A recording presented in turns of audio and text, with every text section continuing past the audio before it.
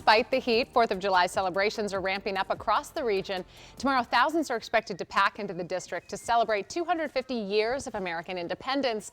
From parades to fireworks, we are preparing for a celebration unlike anything we've seen before. But with those festivities comes some major safety restrictions and traffic headaches. And we have team coverage to help you navigate all of this. Marcella Robertson is here to walk you through how to get around. But first, we're going to begin with Jess Arnold and the massive effort to keep D.C. safe. Jess.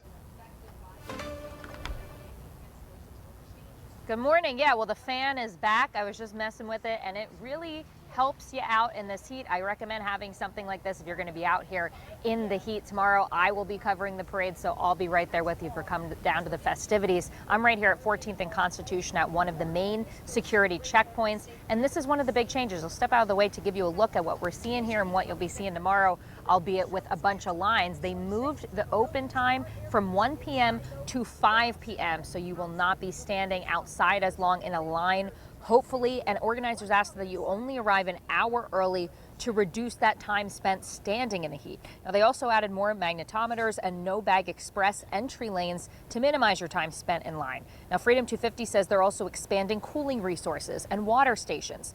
They recommend you bring an empty, reusable, non-metal water bottle. That part's key to refill at free hydration stations. There will also be misting areas, shaded rest areas, cooling tents, and they've added extra medical personnel on the Washington Monument grounds, both inside and surrounding the event. Now, we're told that while you're in line, crews will be handing out water that you'll have to discard, though, before entering the secure area. And a reminder, even though these gates open at 5 p.m., the fireworks show doesn't begin until 10:30 at night, so plan accordingly.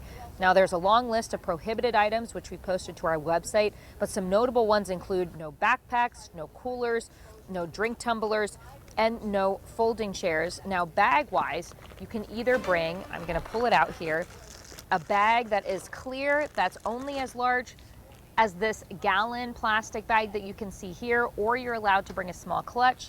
I wanted to bring what I often bring to these events. This one's clear and smaller, so highly recommend you have something like this and fill it with stuff that will help keep you cool and safe out here. As I mentioned, I'll be covering the parade tomorrow. That begins at 10:30 in the morning. That is put on by the National Park Service, not Freedom 250, but of course one of the main celebrations happening down here tomorrow. But to walk you through how to get down to all of these festivities, I want to send it back into you, Marcella. Yeah, and Jess, those clear bags, those are a must for sure.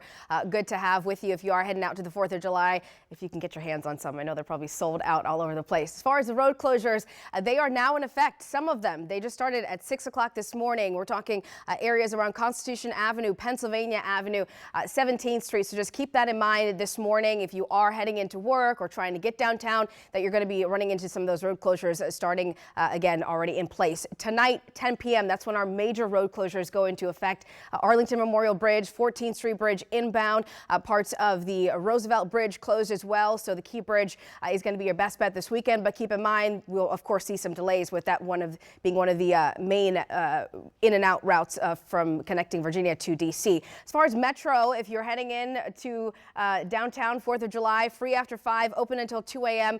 If you're taking the Red Line, Metro Center, and then walking the rest of the way to the mall, that's going to be your best bet. Blue, Orange, and Silver Line, Federal Triangle, and Smithsonian stations will be your best station for you there. Keep in mind that it's going to be very, very busy out there, Simone. We're going to see increased rail service, but just give yourself plenty of extra time and be patient tomorrow. I was going to say walking shoes and patience. Yeah. You nailed it. And it's going to be hot too. All of that out there. All right, Marcella, thank you. From the sky to the water, 4th of July restrictions go far beyond security. Here are 3 things you need to know this morning. First, a heads up from the FAA. America 250 events will impact flights in and out of Ronald Reagan National Airport. DCA will pause operations today from 10 a.m. to 1 p.m. and again tomorrow from noon to midnight. Second, expect plenty of noise overhead. You might have already started to notice this. Military flyovers will take over the skies above the National Mall every hour this 4th of July, starting at 1:15 p.m. until sunset. And finally, if you plan to watch from a boat, you might want to make another plan. Major water restrictions are now in place across parts of the Potomac and the Anacostia, with no recreational boating in restricted zones. 6:06 is the time right now. There's a lot to keep track of this weekend, so we put everything you need to know in one place.